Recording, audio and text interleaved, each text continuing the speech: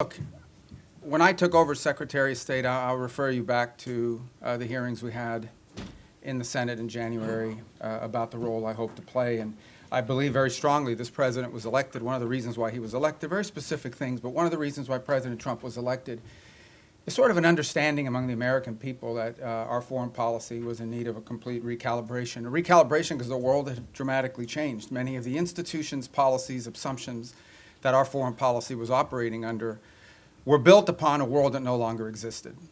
And it required us to re-examine that. One of the assumptions that I think we had lost during this period of time, and I don't mean to make this an academic lecture, but I wanted to give you some insight into the broader thinking, as I highlighted at that hearing less than a year, almost a year ago now, is one of the assumptions was the loss of the notion of the national interest in our foreign policy. At the core of foreign policy needs to be the national interest of the United States. Now, that doesn't mean that there aren't issues and things we care about in the world, but at its core, the core principle of the national interest, the core principle behind our foreign policy needs to be our national interests. So you have to, first of all, define what is the national interest, and then you have to apply it. We defined it as we are in favor of foreign policies that make America safer or stronger or more prosperous, hopefully all three, but at least one of those three. And then it requires you to prioritize. Even the richest, most powerful and influential country on earth has limited resources, has limited time. And it has to be able to dedicate those resources and time through a process of prioritization. That includes geographic prioritization. It also includes issue prioritization. And that's what we intend to do here. Then you have to have the mechanisms of foreign policy to deliver on it. In essence, you have to have a Department of State and a National Security Council and all the elements of U.S. foreign policy influence and power to deliver, to identify and then deliver on those priorities. And that's what we've attempted to do here, and I think we're well on our way to doing it. There's more work to be done. There's things we will improve upon. But generally speaking, it was the genesis behind the reorganization of the department, oftentimes applying reforms that secretaries of states of both parties, appointed by presidents of both parties, have long sought to do. And we're very proud of that going into effect and continuing to work forward. I think we generally avoided, massive disruptions to our operation, although any transition involves some disruption. But we're very happy with the way we empowered our regional bureaus, meaning our embassies and the folks at the desks here behind the regions have become more empowered and having influence over every element of our foreign policy, particularly how it's applied tactically. At the same time, one of the things we looked at is foreign aid. Foreign aid is not a separate activity of the United States government. It is an element and a tool of our foreign policy, and it should be used for the purpose of furthering the national interest. That doesn't mean we don't care about human rights. That doesn't mean we don't care about starvation. That doesn't mean we don't care about hunger. That doesn't mean we don't care about humanitarian need. What it does mean, however, is that even foreign aid, which is not charity, it is an act of the U.S. taxpayer. Now, American charities are free to give their money to whoever they want, as long as it's not a sanctioned entity.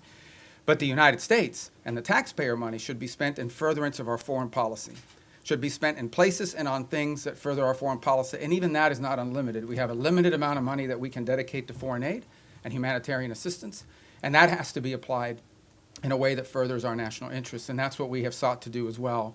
And in that endeavor as well, we have empowered the regional bureaus and our embassies to play a dramatic role. In fact, they are not just the implementers of this. They, in many cases, are the ones that are suggesting and are leading the response.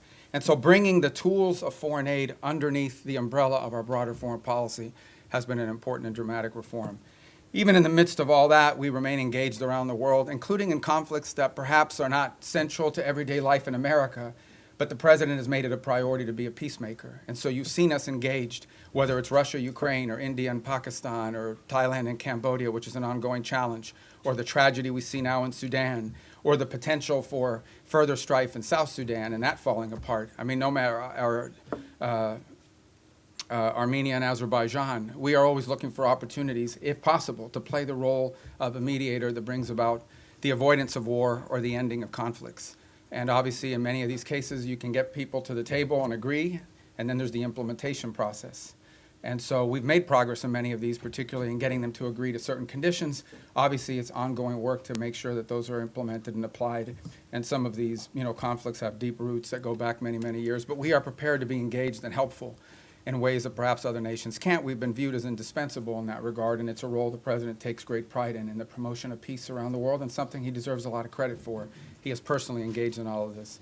Obviously, the big one was the situation with Gaza, which again is ongoing. There is now a ceasefire. There's that war is no longer going on at the scale and scope and all the other things that were going on before.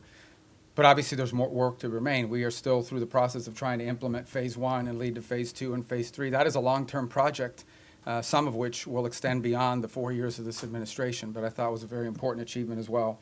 So we have a lot to be proud about. I know you probably have some specific questions, and we can get to those, but I wanted to let that, lay that out as the preface and predicate for everything we're going to do today. So